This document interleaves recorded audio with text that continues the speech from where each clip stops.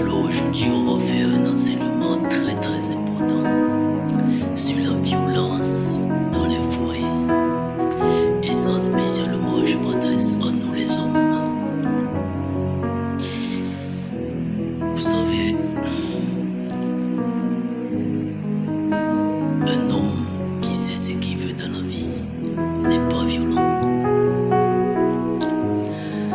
Un homme qui aimerait avoir une famille heureuse, un homme qui aimerait avoir un couple sincère, un homme qui aimerait avoir une famille unie n'est pas un homme violent.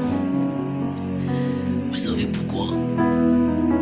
Eh bien parce que la violence n'a jamais rien résolu. On ne devient jamais influent en étant violent. On ne se fait jamais respecter en battant sur sa femme.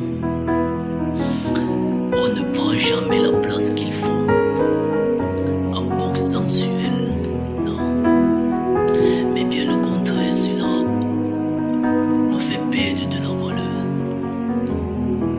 Un homme qui bat sur sa femme apprend à ses enfants à devenir violents. Et je ne suis pas sûr que pour des papas ou pour ceux qui aimeraient être des futurs pères seront fiers d'apprendre que leurs enfants sont des violents.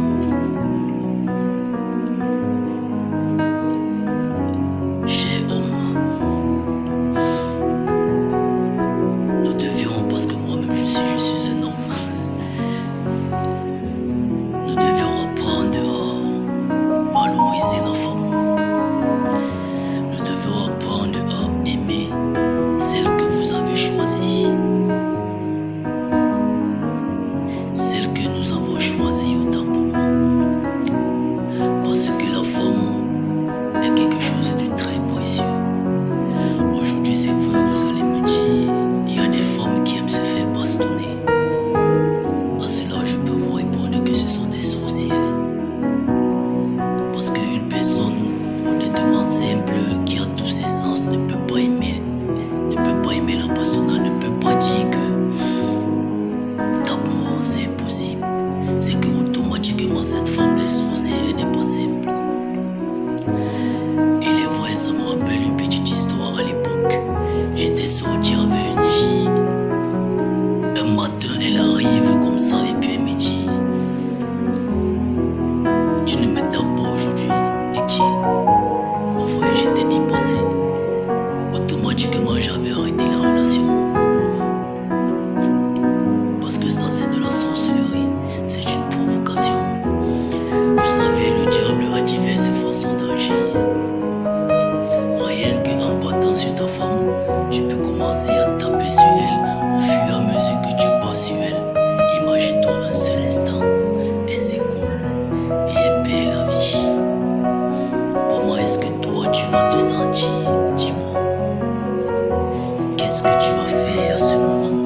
Ou alors, tu bats sur elle, tellement le diable a déjà pris possession de ton corps. Tu commences à boxer sur son visage.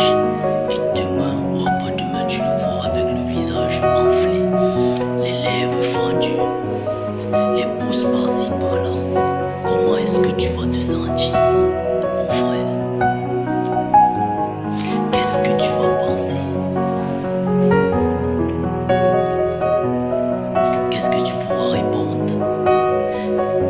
Et puis encore, si elle perd la vie entre tes mains, qu'est-ce que tu vas faire demain, te remarier?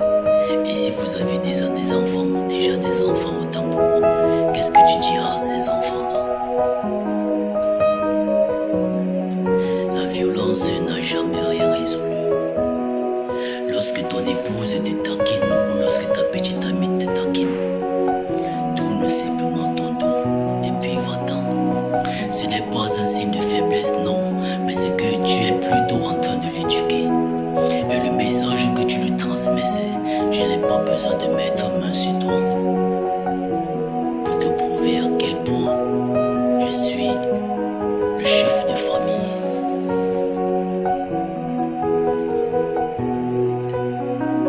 La meilleure façon de donner le silence, de donner le respect, c'est être silencieux. C'est toujours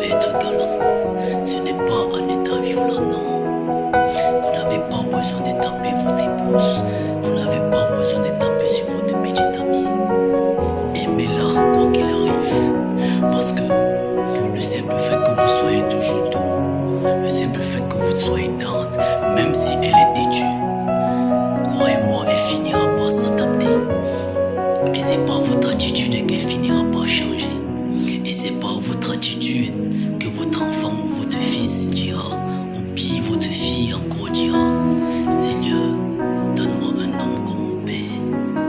Votre fils dira, je veux être comme papa.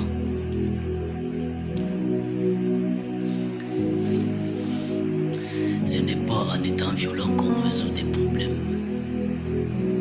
Même si vous êtes fâché à quel niveau, voilà pourquoi on dit à des moments il ne faut pas trop boire.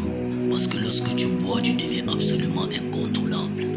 Lorsque tu bois, tu perds complètement la tête et c'est là où le diable entre en jeu. Tu vas voir, tu vas te mettre pour un rien du tout, tu vas commencer à taper sur ta femme et puis le matin quand tu te réveilles, on te demande, on te dit que c'est toi qui as fait cela, tu vas dire non, je n'étais pas moi. Ce n'était pas moi, je n'étais pas au courant de ça. Nous sommes appelés à être des hommes, des chefs de famille. Alors pour cela, il faudrait qu'on soit des modèles, des exemples. Il n'y a rien de mal à éviter les problèmes. Si ta femme ou ta petite amie fait un truc qui ne te convient pas, au lieu de bastonner sur elle, au lieu de crier sur elle, fais-la simplement asseoir. Repose d'abord ton esprit. Respire 1, 2, 3 fois. Réfléchis, est-ce que l'acte de violence que je vais poser sera bien? Et une fois que tu sauras que ce n'est pas bien, alors fais-la asseoir. Ou bien sors, va prendre un peu de l'air. Quand tu reviens, fais-la asseoir. Et puis essaye de lui dire que ce geste qu'elle a fait n'était pas normal. Je vous assure que par cette façon d'agir, elle va vous demander des excuses. N'oubliez jamais ceci. Un vrai homme, c'est celui qui est tendre. Un vrai homme, c'est celui qui sait pardonner. Un vrai homme, c'est celui qui enseigne à sa femme, à sa petite amie, à être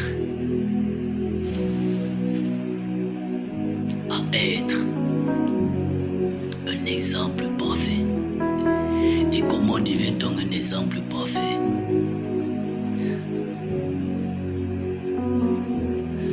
En étant tout simplement doux. Lorsque tu es doux, crois-moi mon frère, les idées vont venir mais tu sauras vite te reprendre. Alors ne tapez pas sur vos femmes. Ne tapez plus sur vos femmes. Elles ne sont pas des tam-tams. Elles sont aussi comme vous, des êtres humains. Elles sont aussi comme vous, des enfants de quelqu'un. Lorsque votre belle famille a dit que je te donne ma fille, lorsque le beau papa a dit que je te donne ma fille, ce n'était pas pour qu'elle devienne un tam-tam chez toi, non. Mais c'était pour que tu viennes l'encadrer, pour que tu l'apprennes beaucoup de choses.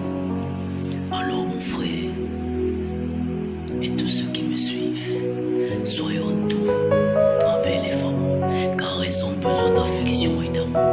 Apprenons-les chaque jour ce qu'est le vrai exemple, ce qu'est le vrai amour.